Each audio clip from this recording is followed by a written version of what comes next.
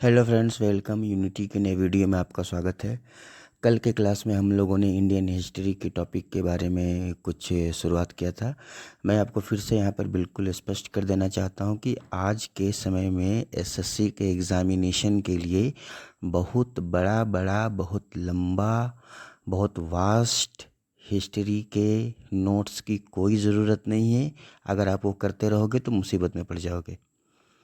ठीक है, बिल्कुल नॉमिनल, बेसिक, फंडामेंटल, बस ये 3 चीज़ को याद रखिए। तो कल हम लोगों ने महात्मा गांधी के भारत आगमन के बारे में पढ़ा था और उसके बाद फिर महात्मा गांधी ने जो अपने जीवन के प्रारंभिक के 3 सत्याग्रह भारत में किए उसके बारे में पढ़ा था। 1917 में ही महात्मा गांधी का साबरमती आश्रम बना था। साबरमती आश्रम अहमदाबाद में है। 13 अप्रैल 1919 का वर्ष भारत के इतिहास के लिए बहुत ही भयंकर और दुखदाई वर्ष है। 13 अप्रैल जिस दिन वैसाखी का त्यौहार होता है उस दिन ब्रिटिश सैन्य अधिकारी जनरल डायर ने जलियांवाला बाग में अंधाधुंध फायरिंग करवाई थी। आप यहाँ ध्यान में रखना कि अमृतसर के जलियांवाला बाग को जाला पंडित नाम के एक व्यक्ति ने बनाया था, जो पंजाब के महाराजा रंजीत सिंह के दरबार के पंडित थे।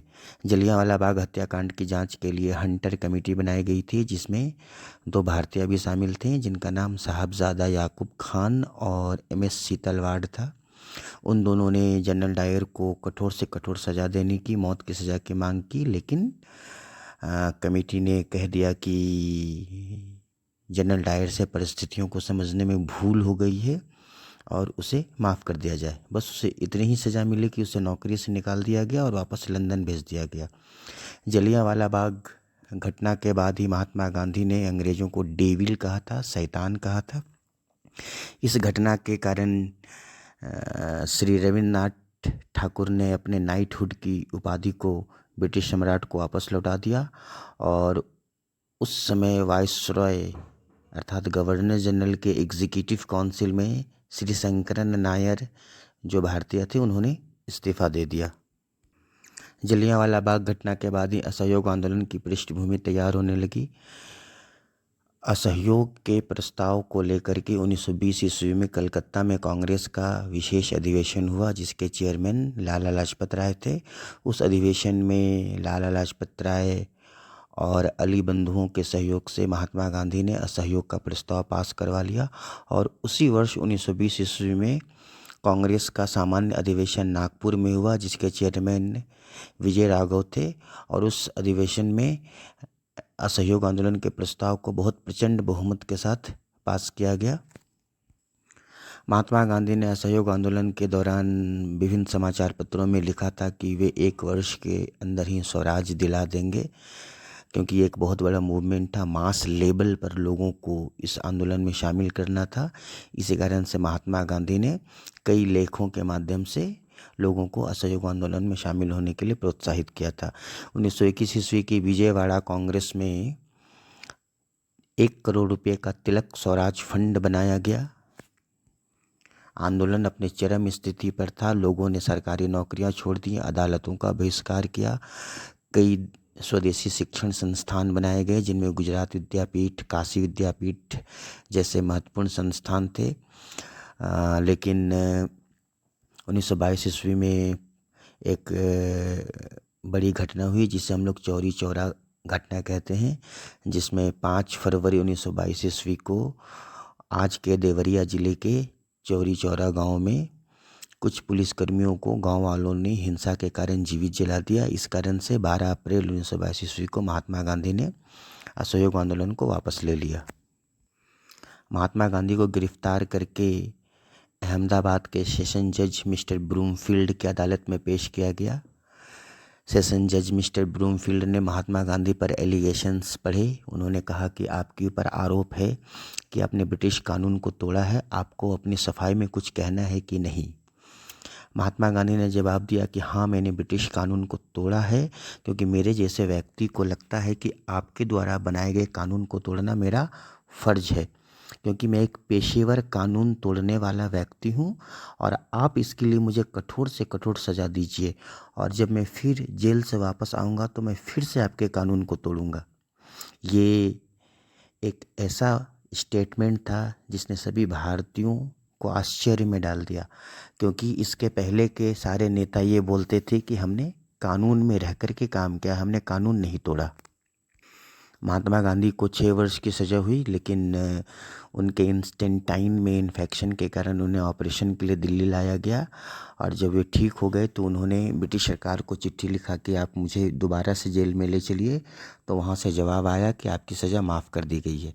यहाँ आप ध्यान में रखना कि ब्रिटिश गवर्नमेंट महात्मा गांधी को जेल में रखना नहीं चाहती थी, क्योंकि उनका मानना था, उनका एक कॉन्सेप्ट था कि जेल में रखने से महात्मा गांधी लोकप्रिय हो जाते हैं।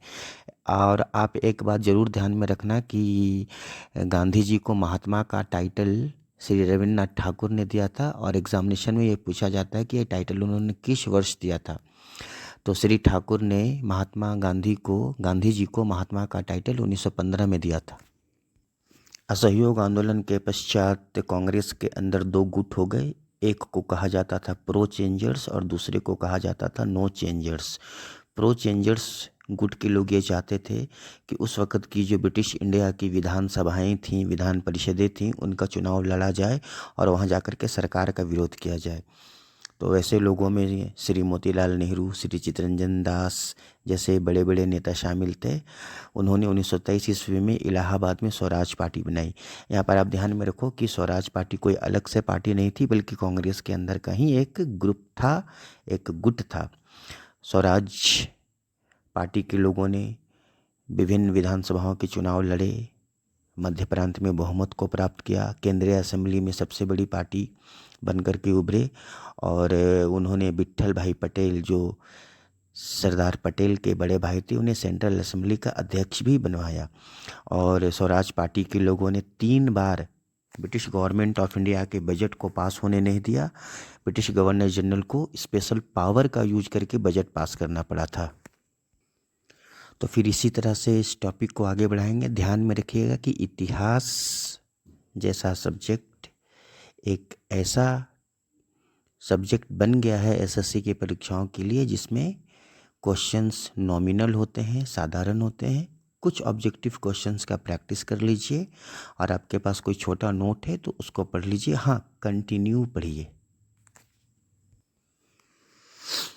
हम लोगों ने पिछले वीडियो में भारत की पंचवर्षीय योजनाओं के बारे में पढ़ा था, और ये पढ़ा था कि तीसरी पंचवर्षीय योजना के बाद 3 वार्षिक योजनाएं चलाई गई, जिसमें दूसरी वार्षिक योजना अर्थात 1968 में हरी क्रांति आई थी।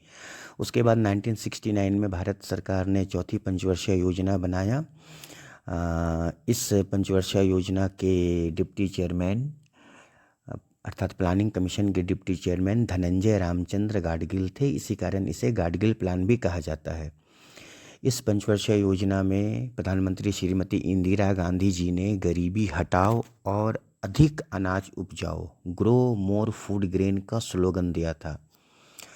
यह योजना एक बहुत ही एडवांस योजना थी। इसमें कई तरह के सुधार किए गए, कई तरह के इनोवेटिव आइडियाज़ को इंट्रोड्यूस किया गया।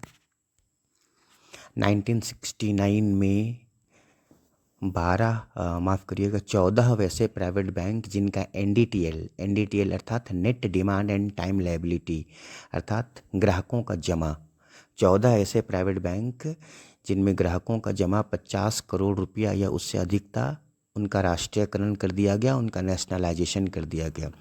उस समय श्री मोरारजी देसाई भारत सरकार में वित्त मंत्री थे। उसी तरह से 1969 में ही लीड बैंक स्कीम शुरू किया गया।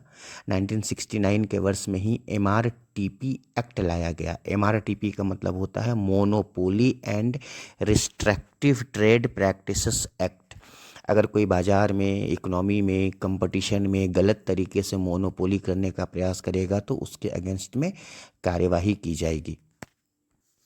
चौथी पंचवर्षीय योजना में ही आत्मनिर्भर बनो, ये स्लोगन भी काफ़ी पॉपुलर हुआ था। चौथी पंचवर्षीय योजना का ग्रोथ रेट का टारगेट 5.7% था, लेकिन इसकी प्राप्ति केवल 3.3% हुई। इसके भी कई सारे कारण थे जिसको अभी हम लोग देखेंगे। आप यहाँ ध्यान में रखना कि इसी समय 1969 में इसरो बना और इसरो के पहले चेयरमैन महान वैज्ञानिक श्री विक्रम साराभाई थे। जब हमारे देश में चौथी पंचवर्षीय योजना चल रही थी तो उस समय हमारे पाकिस्तान, पड़ोसी देश पाकिस्तान में बहुत बड़ा राजनीतिक परिवर्तन हो रहा था। जियो पॉलिटिकल चेंज हो गया। पूर्वी पाकिस्तान, जिसे आजकल हम लोग बांग्लादेश कहते हैं, तो उस वहाँ के बड़े नेता थे शेख मुजीब रहमान। उन्होंने पाकिस्तान के आम चुनावों में बहुमत हासिल किया, लेकिन पश्चिमी पाकिस्तान के पंजाबी भाषा बहुल, उर्दू भाषा बहुल के लोग बंगाली मुसलमानों को सत्ता देने को तैयार नहीं थे। इस कारण से पूर्वी पाकिस्तान में मुक्ति वाहिनी का गठन हुआ और वो लोग एक स्वतंत्र बांग्लादेश के लिए युद्ध करने लगे। अब परिस्थितियाँ ऐसी हो गई कि बहुत सारे शरणार्थी भारत की तरफ आने लगे, तो अंतिम समय में भारत को हस्तक्षेप करना पड़ा और बांग्लादेश वार 13 दिन तक चला, जिसमें पाकिस्तान के जनरल नियाज़ी ने भारत के मेजर जनरल जगजीत सिंह अरोड़ा के सामने आत्मसमर्पण किया और एक नए देश का निर्माण हुआ जिसे हम बांग्लादेश कहते हैं। लेकिन इसमें हमें नुकसान ये हुआ कि प्लान के लिए हमने जो कुछ फंड रखा था, प्लान के लिए हमने जो योजनाएं बनाई थी, उसे शिफ्ट करना पड़ा और इस तरह से चौथी पंचवर्षीय योजना वो परफॉर्म नहीं कर सकी जिस उम्मीद से इसे बनाया गया था। तो अच्छे से पढ़ते रहिए, शॉर्ट नोट्स पढ़िए, शॉर्ट नोट्स बनाइए, स्टैटिक टॉपिक को ज़्यादा फोकस करिए। और मैं आपको फिर से बोल रहा हूँ कि बहुत बड़े बड़े हिस्ट्री, जोग्राफी, पॉलिटी के बड़े नोट्स की ज़रूरत नहीं है। ऑब्जेक्टिव ज़्यादा बनाइए। तो पढ़ते रहिए। Good luck for upcoming examination.